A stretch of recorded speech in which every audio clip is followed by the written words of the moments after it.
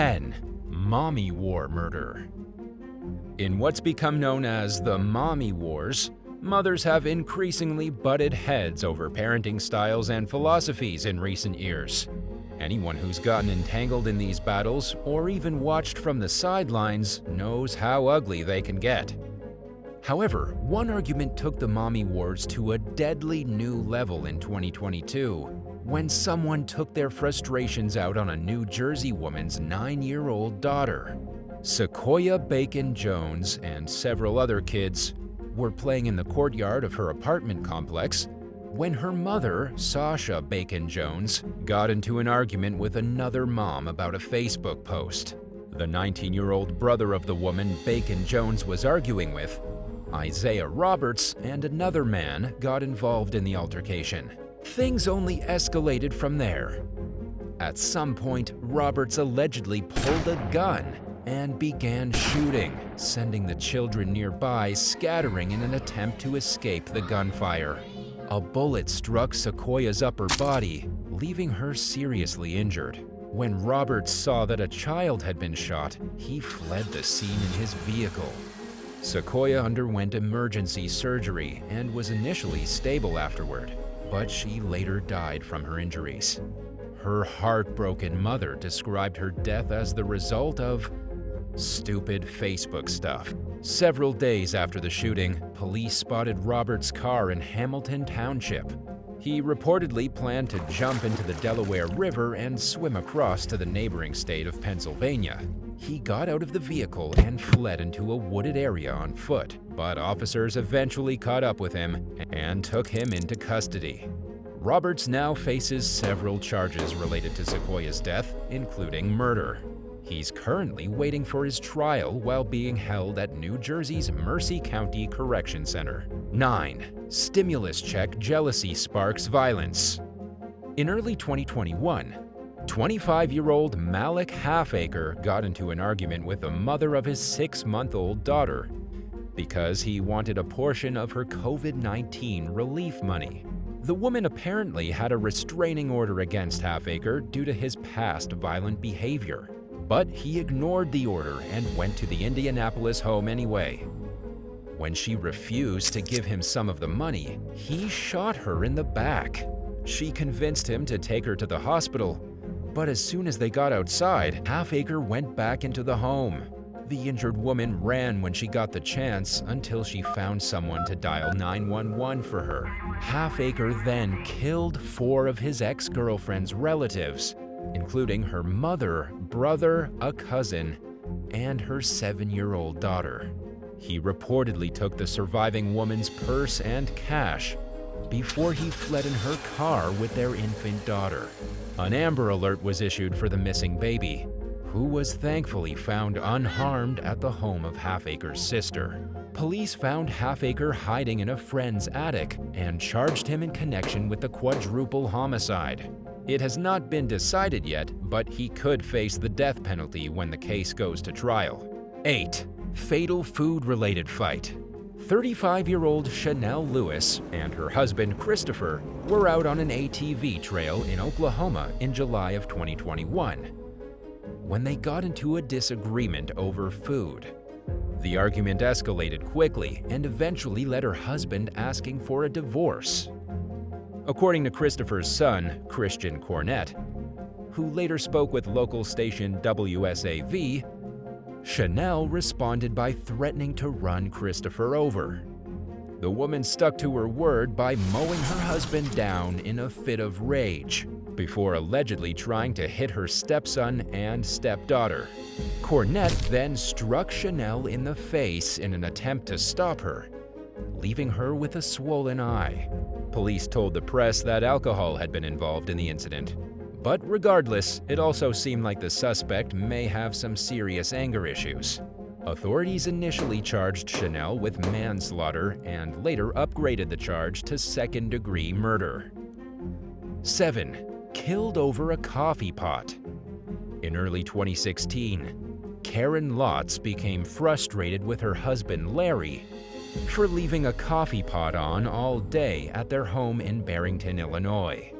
The couple argued, and it ended with Larry shooting Karen dead with a .45 caliber revolver.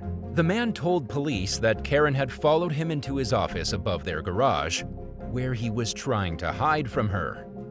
Implying that he felt threatened, Larry described how his wife unlocked the door and entered the room, at which point he fired at her 3 times, striking her in the head and torso. He then called his son, who encouraged him to dial 911. Larry took the advice and admitted during the call that he had shot Karen. Prosecutors accused him of shooting his wife in a drunken rage. However, his defense attorney claimed that he suffered from severe post-traumatic stress disorder after serving in Vietnam, and that he was in a dissociative state when he committed the crime. The judge rejected Larry's insanity defense and convicted him of second-degree murder. He was sentenced to 16 years in prison at 69 years old, which means that he may very well spend the rest of his life behind bars. 6. T-shirt teasing turns deadly. A 4th of July celebration in Binghamton, New York took a disturbing turn in 2014 when Andra Lee and fellow partygoer Seth West got into a disagreement that quickly became physical. Lee was reportedly joking around and drinking outside an apartment complex with several other young men, who began mocking him for his t-shirt, which featured the words North Side. He took the commentary to heart and became increasingly frustrated as the teasing continued. An argument erupted between Lee and West, which escalated into blows. Lee smashed a Hennessy bottle over West's head, causing heavy damage to his ear. Bystanders were able to intervene and broke up the fight, but Lee walked away with a promise to return. He came back to the party a short while later with a gun in his hand. He then asked a group of people if they had a problem with what he had done to West. Lee pointed the gun at one man, cocked it back, and then said, "You're lucky I like you," before concealing the weapon beneath his shirt and walking away.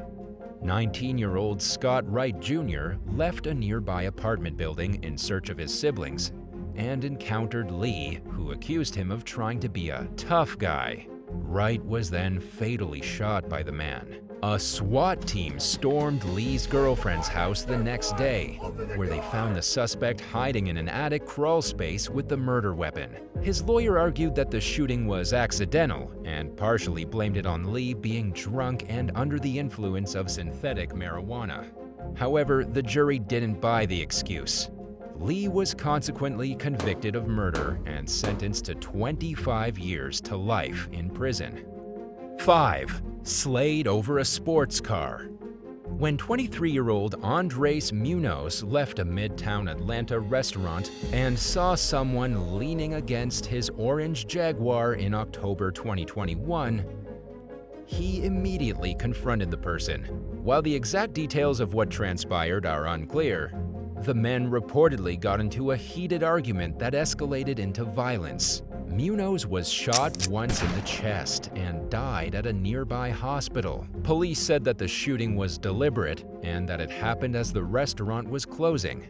Several customers were in the parking lot at the time and witnessed the deadly disagreement. The shooter had apparently fled the scene before police arrived. Shortly after the incident, authorities told local news station WSB-TV that they were working diligently to identify the gunman and that they were in the process of taking reports from witnesses.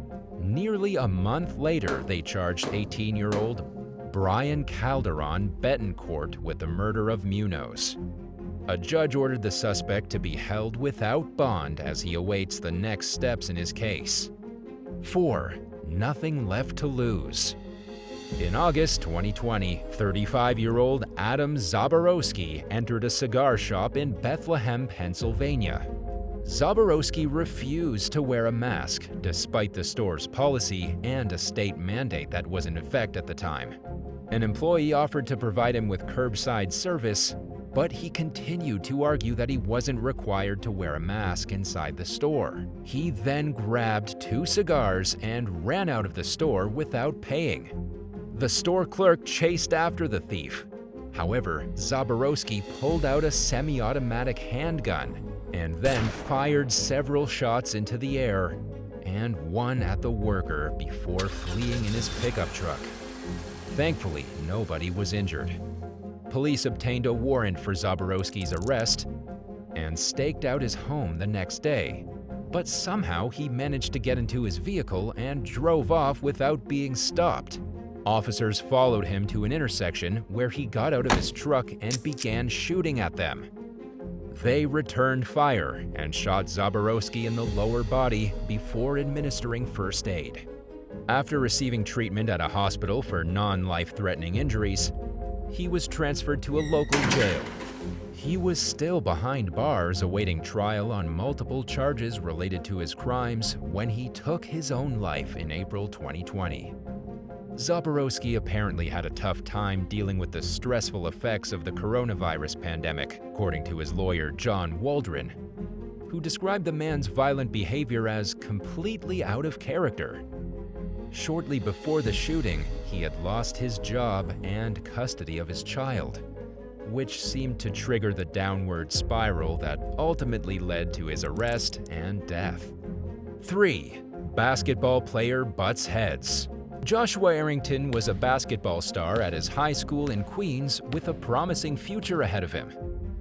Sadly, the 6'8" senior's ambitions of going pro were cut short just months shy of his graduation in late 2011. Arrington had come across a female friend's Facebook post about men being unfaithful lovers, and came to the woman's defense in response to a comment from 23-year-old McHarland Cotier. He had apparently said that she'd never find a good man with such a bad attitude. The men got into an argument over Facebook Messenger, and Arrington challenged Cotier to meet up for a fight. Cotier allegedly took him up on the offer, but by the time he arrived, Arrington had realized they had gone to school together and wanted to make amends. He tried to explain this as he approached Cotier's car, but was shot twice in the stomach and once in the arm. Arrington was lucky to be alive, but he ended up losing his right leg due to blood loss and, along with it, any hope of a future as a professional basketball player.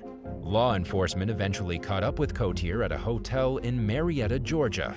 He was convicted of attempted murder in 2014, but won a new trial after it was discovered that a juror had concealed information. He was acquitted during his second trial in June 2015 after being in custody for 3.5 years. 2. Disagreement over meal leads to murder. John Kovac and his wife Nancy got into an argument at their Comstock, Michigan home in 2013 over who would cook dinner that night. Kalamazoo County Sheriff's deputies were called to the residence over a domestic violence complaint, and sadly, Nancy was found dead. Apparently, the couple's 8 and 10-year-old sons were present in the home when she was shot by her husband. The couple's neighbor, John Newman, had known Kovac for decades, and he was shocked to hear of the shooting. He told MLive.com reporters that the man was quiet, friendly, and a hard worker.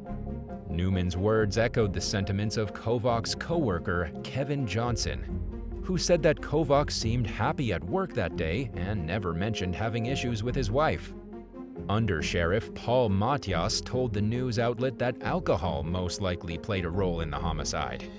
Kovac pleaded guilty to second-degree murder after admitting that he had shot Nancy. He claimed that she had walked in on him about to take his own life and called him a coward. He said that he snapped in the heat of the moment and that he couldn't take it anymore when she refused to stop arguing with him. As part of a plea agreement, Kovac was given a 2-year prison sentence for a felony gun charge, followed by 18 to 30 years for Nancy's murder. 1. TV show disagreement turns violent. Jared Gurman's girlfriend was driving him home from a bar in Long Island, New York in 2012 when the couple started arguing about the hit AMC series The Walking Dead.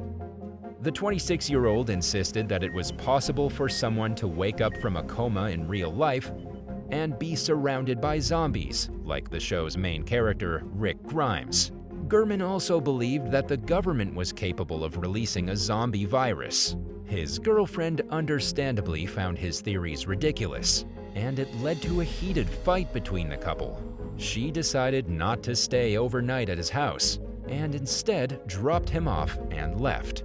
However, the argument continued throughout the night over text, prompting the girlfriend to return to Gurman's house several hours later to check on him. She was concerned by the man's adamant behavior and hoped to calm him down, but was shot as soon as she walked into the house.